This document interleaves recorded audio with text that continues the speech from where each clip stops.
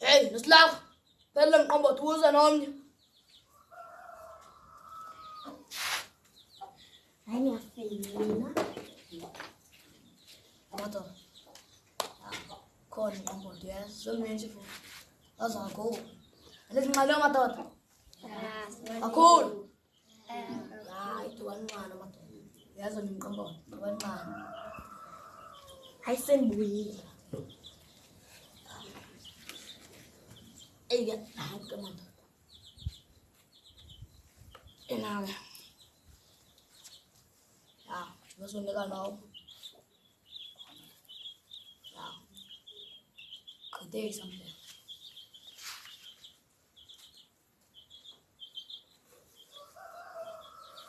Hey, khala kahle madoda. Hey, hleli nsizwa. Kufanele sibalele namhlanje. Kufanele siphuzeni kakhulu. Sihlise unqana. Hey, ngesha na ngebhadi ndoda. Hey, ngesha na ngebhadi ndoda. Ufike emva kwesithoba ngemali yami seyiphelele. Hayi ndinayo enye futhi ininzi kakhulu. Kwaye indixakile. Hey, nasilakha. Izana ngiqombote. Lena thithi nayo imali. Ungasinqweshi kule game. Mona tata Goliath. Hey, andam. Hayi kulungile xa usitsho kanjalo ke. Asivele imali ezosebenza enye imali. Yazi enkomo. Hayi, masivele siphuze sidakwe one time. Ya. Qala kuwaka ndo. Iyawubamba egalakasha. Hey, Goliath. Sobenza yini? Hey, ufuna naphi?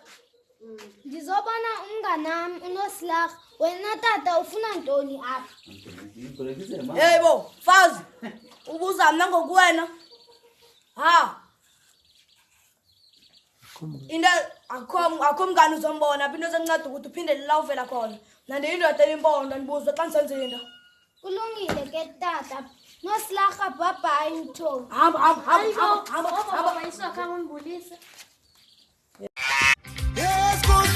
Hey, whoa. Yes, good. Hey, whoa. Ulapha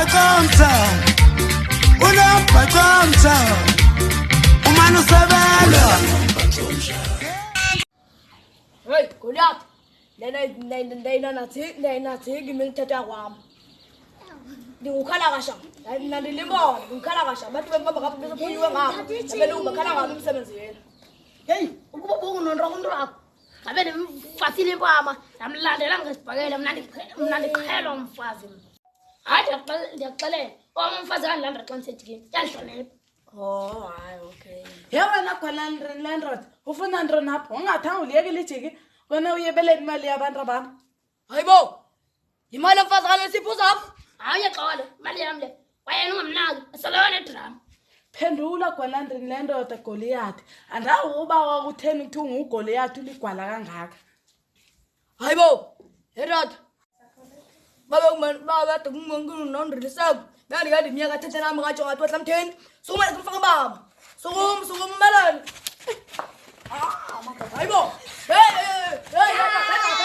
Hayibo. Oh, ndiyaxolisa mfazi. Andibethe kakhulu kanje. Hayikho kayilento ixolisayo iyohlangana ekhaya.